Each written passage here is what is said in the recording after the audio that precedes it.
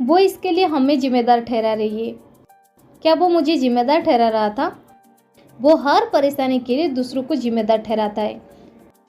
तुम्हें इस नुकसान के लिए उसे जिम्मेदार नहीं ठहराना चाहिए था। गाइज, इस प्रकार के सेंटेंसेस को हम हमारे डे टू डे लाइफ में कभी ना कभी यूज़ करते हैं। इस प्रकार के सेंटेंसेस को हम इंग्लिश में कैसे कहेंगे, जहाँ पर हम फ्रेजेस करते हैं किसी को जिम्मेदार ठहराना। चलिए सबसे पहले इसकी इंग्लिश जान लेते हैं। इसे हम इंग्लिश में कहते हैं hold someone responsible. Hold someone responsible, और you can use another phrase that is hold someone accountable. चलिए इसका कंप्लीट स्ट्रक्चर जान लेते हैं। पहले आपको यूज़ करना पड़ेगा सब्जेक्ट, इसके बाद हेल्पिंग वर्ब, हेल्पिंग वर्ब के बाद आपको यूज़ कर देने होल्ड, होल्ड के बाद नाउन या फिर प्रोनाउन, इसके बाद रेस्पॉन्सिबल या फिर अकाउंटेबल, और लास्ट में other words.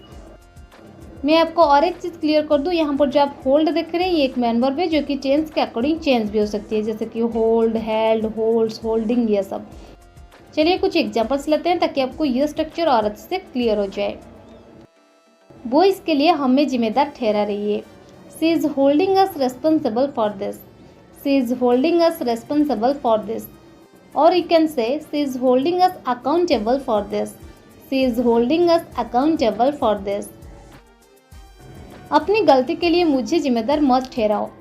Don't hold me responsible for your mistake. Don't hold me responsible for your mistake. वो हर परेशानी के लिए दूसरों को जिम्मेदार ठहराता है। He holds others responsible for every problem. He holds others responsible for every problem.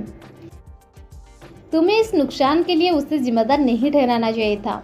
You should not have held her responsible for this loss. You should not have held her responsible for this loss. वो अपनी हार के लिए तुम्हें जिम्मेदार ठहराएगा। He will hold you responsible for this defeat. He will hold you responsible for this defeat.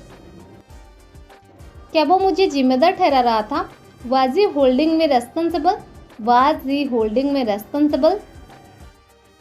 तुम्हें इस नुकसान के लिए उसे जिम्मेदार नहीं ठहराना चाहिए था। You should not have held her responsible for this loss.